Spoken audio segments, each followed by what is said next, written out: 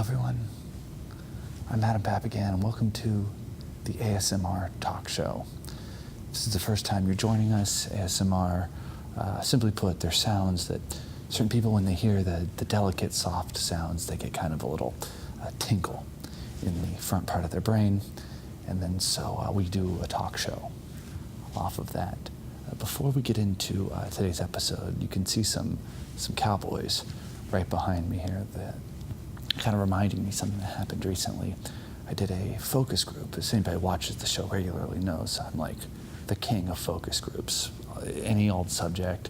You know, I kind of view it as like acting a little bit, where you're playing a part. Even if you don't use that product, you're playing the part of someone who knows a lot about this stuff. So when I got called to a focus group about video games, I was like, yeah, I play video games all the time. I don't really. And they're like, okay, well, this is a virtual reality video game. Do you watch HBO? Not really, but I was like, yeah, totally. So like, all right, come to this focus group, play this virtual reality game. So I'm thinking, you know, it's gonna be like Game of Thrones or something, you know, you have to be like a knight or whatever. I did sign an NDA, so I can't tell you what game it was for, but we'll say it's about a futuristic theme park where, and according to Wikipedia, the inhabitants of this theme park can exercise their greatest fantasies, including rape and murder. So I kind of was reading up on the show before I got there, once I figured it out. So they put this headset on me, and basically in this video game, you play a murder victim who has to walk through a haunted house and is chased by a stalker, and then gets murdered at the end of each level. Like that's how you play the game, and it's all, you've got this headset on, it's all bulky, and you have to like move your arms, so you already feel kind of stifled. But it was like super realistic, super creepy, and by the third level, I had to pull the headset off. And anyone knows me knows I'm a big time scaredy cat. I do not like horror, I do not like surprises. And so by the third level of getting stabbed to death in this video game, I was pulled in, I was like, yo, this is, what are you doing, making a game about getting murdered? And the guy's like, yeah, it's pretty realistic, isn't it? And I kind of sensed that the bigger fuss I made about disliking the game, the more likely it would be that I would get to leave early and still get paid. So I start going on and be like, yeah, you know, I mean, like this happens. Like people do get murdered and stalked, and the guy's like, yeah, he's like really kind of getting off on my distress about the game. And it sort of dawns on me that if they could have just made a game where someone gets murdered, like without the virtual reality, that was like a real, like if they could have made this futuristic theme park, they would just be doing that. And so I started getting upset. I was just like, dude, like, you're like, you guys had meetings to think up this game where this woman gets murdered, and the game, this is nuts. So they let me leave and stuff. But the whole day, it really just put a damper on my day. And I was in a funk all day. And I get home at the end of the day, tell my girlfriend about this. I'm like, yeah, this game, man, you should see, it's crazy. You know, it's like perpetuating violence against women, all this stuff.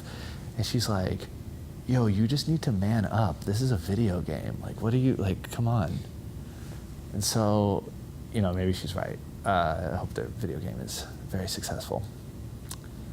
Folks, my guest tonight is an author, expert in a variety of esoteric subjects. Well, please welcome Dr. Paul Koudounaris.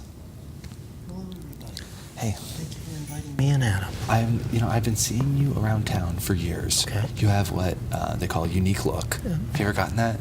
Yeah. Yeah, they say that about me too. Yeah. But whatever. So you just kind of stand out a little bit, and then you're around a lot. Yeah. And then somebody hipped me to your Instagram page, and the I don't know, your brand, I guess you could call it, or your expertise. I would never call it a brand. It's just me being me, you know? Yeah. Well, no, but that's, Yeah. I mean, that's what people who try to do brands want. I guess. I mean, I would. Okay, just the idea that it's like calling someone's person a brand. It's like commodifying them. You know what I'm saying? I know what you're saying. Yeah. Well, your aesthetic, Yeah. your vibe, My interests. your interests, yeah. Well, your interests are your personality, Yeah. right? You know? Yeah. Really cool stuff. So you're an expert in death rituals? Well, I've written 3 books not about death itself, because of course death is the act of passing on. Yeah. But I've written 3 books about cultural responses to death, and particularly involving how they respond to the human body. So, charnel houses and ossuaries in Europe, mummies in other parts of the world, like, in Indonesia, for instance, in Tanah Toraja, they'll mummify their relatives, and then once a year they'll bring them back out. They'll walk with them around the town, they'll kind of reintroduce them to the family. So these kinds of different responses to the human body after death, that's what the books are about. And these are, you found your book, pretty common practices all over the world, right?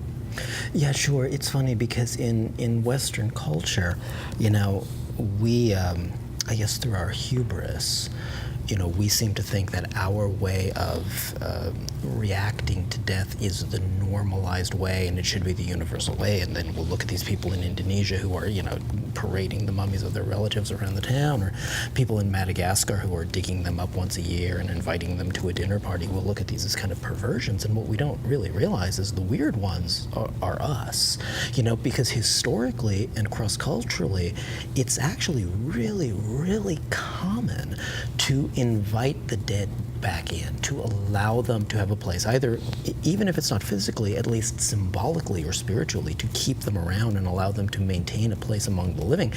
And, as late as the late 19th century in places like Italy, especially in Sicily, they were still mummifying their relatives. And in a lot of churches in Sicily have these crypts with mummies underneath them.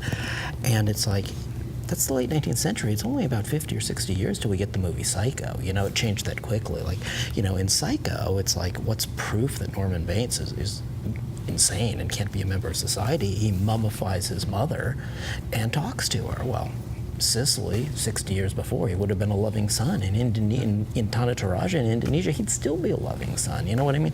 So it's like, it's actually our response that's really weird when it comes to the dead. It's not them. So how do you get into something like this? Well, I have a PhD in art history from UCLA. I was always, like in grad school, I was basically, I guess, the Fox Mulder of the art history department. It was like everybody else was doing, like, what the good kids should, like go out and study Rembrandt or something. And I was like, no, I'm going to study these prints of werewolves or something, So I was always into the kind of esoteric and the weirder stuff. And after I finished my PhD, my specialty was in Baroque and just kind of the weirder aspects of it. And I was in Europe, and I just started studying charnel houses, which are the bone rooms, churches when people would die, when the cemeteries in the church would fill up, they'd pull the bones out and they'd store them, and they'd often start decorating with them.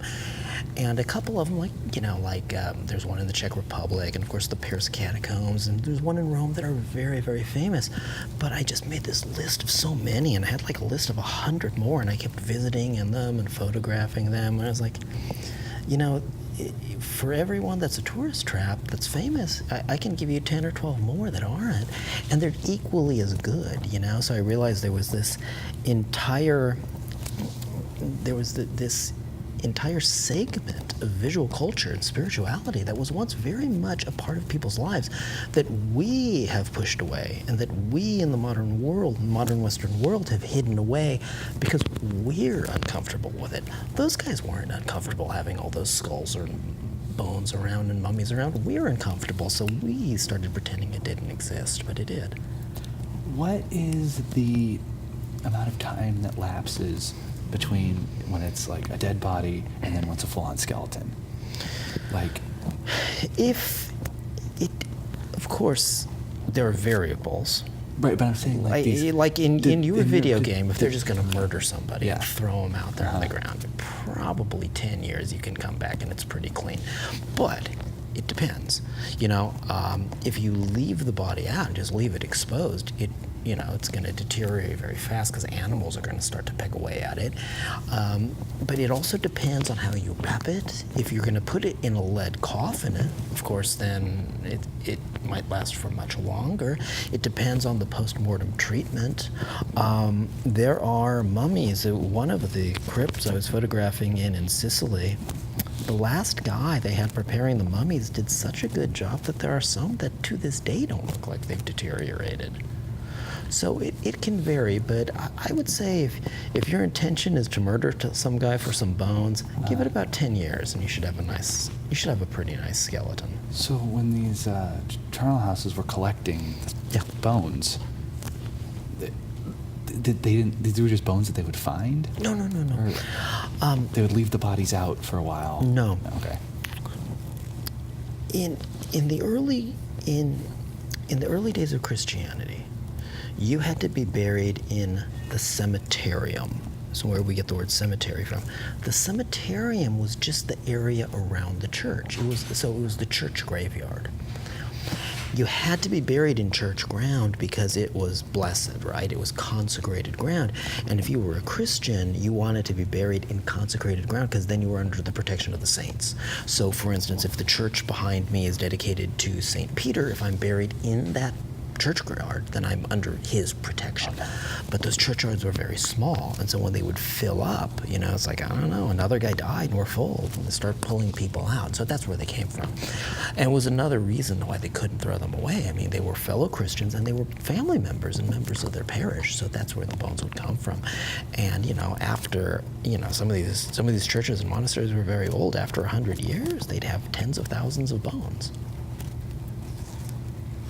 Have you been? You're talking about churches and stuff in Philadelphia. Yeah, of there's course. that doctor. What's his name? Like Mutter? Father. Like. You in the Mutter Museum? No, in some church in Philadelphia. There's this. He's a saint from like the 20th century, 19th century. He's like an American guy. I'm not sure which one you're His name is like Father. Like he just has some name like Okay. Father Carl or something. Okay. And they've got him down in the basement. For the hardcore Catholics. There's a nice public church that's nice upstairs, but then you go down to the basement and he's there, and there's like old Italian ladies saying the rosary. So and he's a stuff. relic. Yeah. But from modern-ish times. I don't know him. I appreciate the tip. I'll ask some friends of mine in Philadelphia about him. There's one in San Francisco, actually. The Russian Orthodox Church has a mummy. They just never publicly display it, but they have a mummy of a Russian Orthodox saint who's apparently has not deteriorated at all. So how old is it? Where'd they get it from?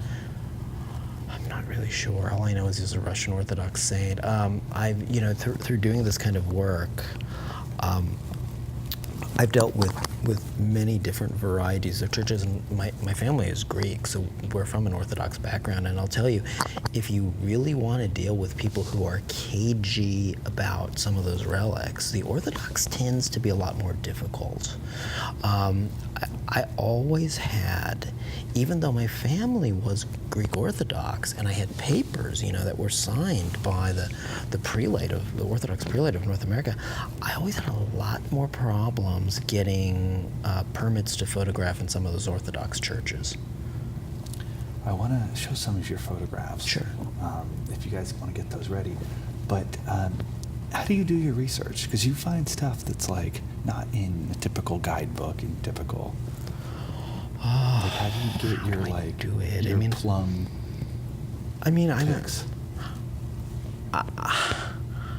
I'm old-fashioned when it comes to research. It's like I'm the guy in the back of the stacks in the archives. It's like I like to feel like where Google stops is where I start. Right, So what fun is there finding something that you could have found online? It's not. What's the challenge? So you'll look in some old text. I look in old text that will maybe mention a church somewhere. Journals. Well, it depends. There's a point. It's funny because there's a point when you're really into a project. How you get a kind of sixth sense? Yeah, totally. Like your intuition just takes over. And my second book was about these jeweled skeletons in Germany. And beautiful Baroque era, fully jeweled skeletons. And most of them were lost or hidden away or, covered over or something, because there was a time when the Catholic Church just didn't want its identity to be jeweled skeletons. And here's one of them right here. Yeah, right, those guys. That one's in Switzerland. And I developed such a sixth sense that I could just look at a map. Like, I wasn't even looking at archival material. I was like, okay, there's one here, there's one here. I know that this was still a Catholic diocese in that era, and I know that the Protestants were here, so they would have put one of those skeletons here. They had to have. And then when I would research it, sure enough, I was right every time. So I, when you really get going, your intuition kind of takes over when it comes to research. Sure, and you are an expert, so then that guides it. Well, sure. It's an educated guess. Yeah, right, It's an educated guess. How many of these relics are there around, do you think? With those jeweled skeletons? Yeah. And do you know about all of them, do you think? No, because so many of them were lost and hidden, and I had to track them down. Like one I found in an old storage unit in a parking garage in Switzerland. Another was sealed inside of a wall and plastered over. I mean, really crazy things happened to them. So I have no doubt that there are still some floating around out there that I never found. I would say that I found about 200 of them. I would guess that for every one that I found, there were probably 10 more that were destroyed, because when they fell out of favor, they especially fell out of favor during the Napoleonic era, because Napoleon was going eastward, and most of these were in Germany, and so Napoleon would kind of take a huge tract of land, and he would secularize the monasteries or some churches, and he'd go to the local prince, and he said, "Hey, buddy, I got to get to Moscow. I don't want to deal with you. You're a small fry, so I'm going to give you all this stuff if you just get out of my way." And so, the German princes would stand down, and in turn, Napoleon would give them like a monastery and all the stuff in it, and there'd be this skeleton covered in jewels, and what are they going to do? They're just going to grab the jewels off of them and throw the bones away, so many of them were destroyed. I would say that I discovered about 200, but I think they were probably originally about 2,000. And these are supposedly saints or holy people? They were found in the Roman catacombs. I mean, I wrote a book about it, which means there's a long story that I'm going to try to compress as best I can. When the Protestant Reformation started, one of the things the Protestants hated was relics, because it's like, this is just another Catholic superstition, and they're leading people into idolatry because they're praying to bones rather than praying to God. So let's get rid of them. So the Protestants started destroying these relics, and the Catholic response, of course, was to be like, hey, if you say no to relics, we're going to give it a big thumbs up. And they wanted to replace all the ones that had been destroyed by the Protestants. Where do you get them? They went down into the Roman catacombs, those early Roman burial sites around Rome, and they started looking for martyrs. Because if you were an early Christian martyr, even though you weren't technically a saint, you hadn't been canonized, you had a similar status as a saint because you died in a blessed state. You died blessed in the eyes of God, right? Because you had bled for the faith, you had given your life for the faith. So a martyr was a kind of de facto saint. So all of these were found down in the Roman catacombs, and they were assumed to be martyrs, is what they were specifically. Can we throw up the picture of his cat dressed up? Yeah. If they can find that. And that is not my cat. That's a dead guy. Yeah. There he is. That's my cat dressed. She, right? Baba, dressed as the devil. You dress this cat up. It's like a model. Almost. Yeah. My next book is actually going to be written as her. I'm writing. She is writing a feline guide to history. So, and that's what the photos are about. She's playing different characters or different caricatures of human types. And so the photos will go in to kind of, illustrate the story that she's telling, but she's going to retell history from a feline point of view and put the cats who have been deprived of their place in history back into place, because it's like, hey, we write history from a human perspective, so in the process we leave out all the animals who helped create it with us, and they weren't just along for the ride, they helped create it. Well, there were some very important cats. And and I know you do research in this, one of my favorite Wikipedia pages is list of famous dogs. And it's dogs from science, dogs from show business. Sure. War hero dogs. Sure. But it's compared to how many, what is it in an animal? It seems like it's mostly dogs get this because they're man's best friends, and people kind of put those anthropomorphized qualities into them. But what is that it factor in an animal that makes it historically significant? Well, first of all, I'm gonna pick an argument with you. Okay. because dogs get it not for being man's best friend, because dogs stole that from cats. If you go back to the ancient world, it was all about cats. Think about ancient Egypt, and it was all about cats. There was a point at which, and this goes off on a tangent, but it has a lot to do with the way we've treated gender and created a patriarchal society. Because think about the ancient world, cats were identified with women. Dogs tended to be identified with men. Like, think about Egypt, right? Who's the cat goddess? Bastet. But then, dogs were like Osiris, who was male, and it kind of was that in Greece and Rome. Cats were associated with female deities, with Diana and with Artemis.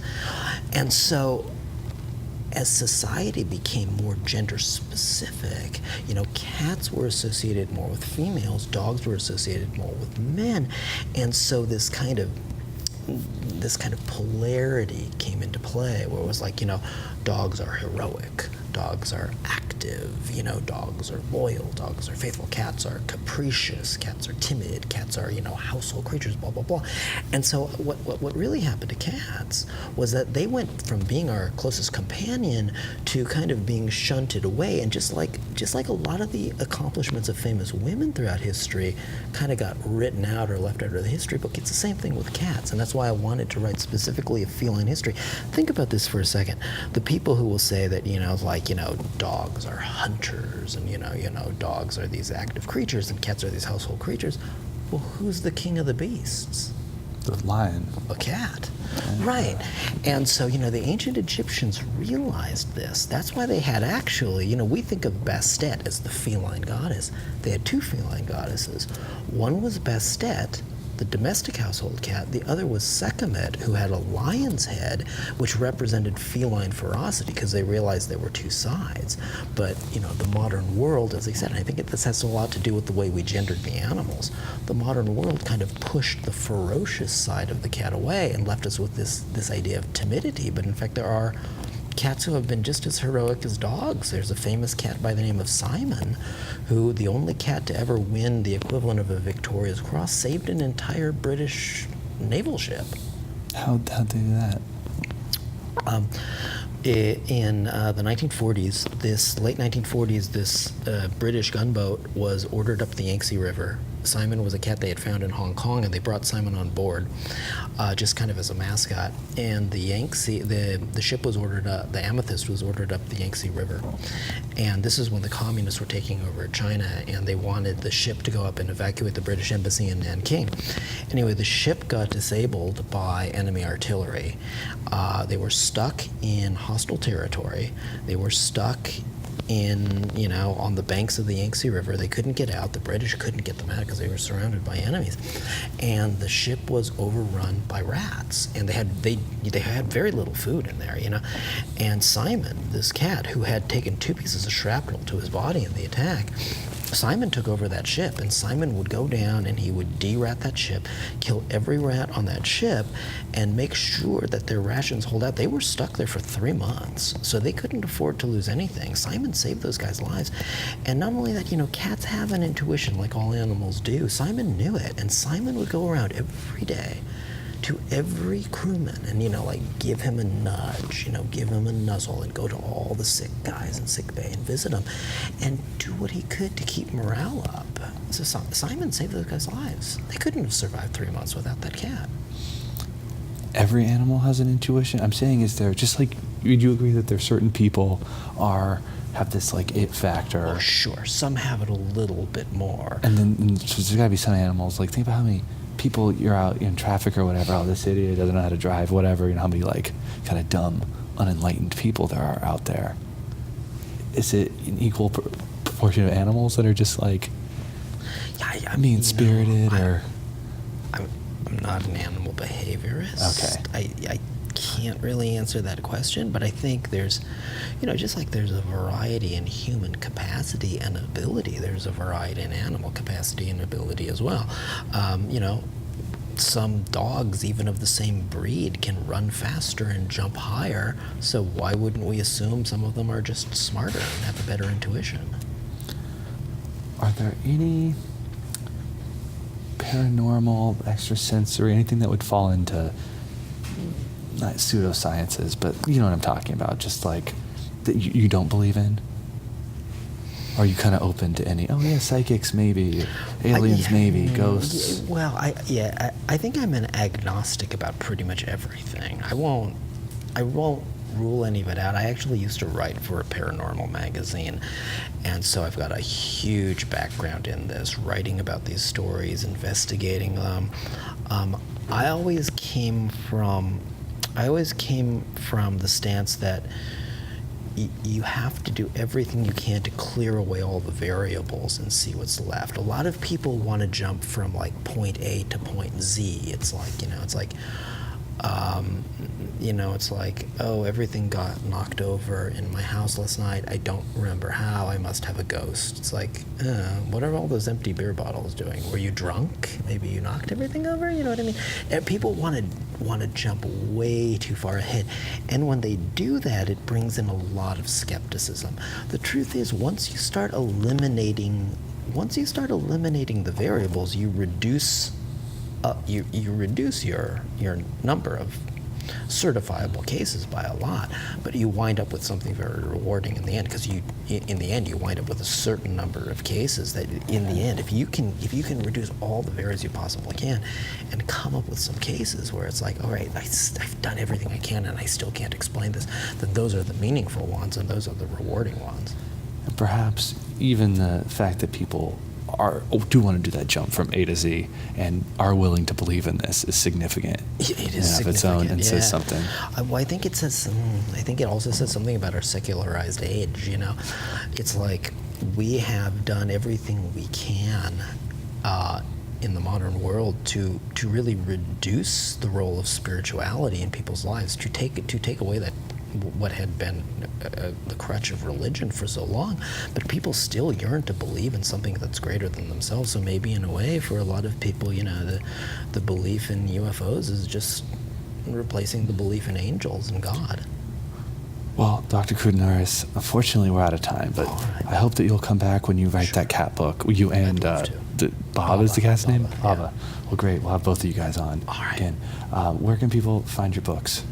Amazon, under my name, is the easiest place if they want to support the evil empire. Yeah. If not, go to your local bookstore. Great. Well, either of those places. Thank you all for tuning in. Until next time, it's Adam Papagan reminding you that there's a place you can go, and it's your mind. Good night.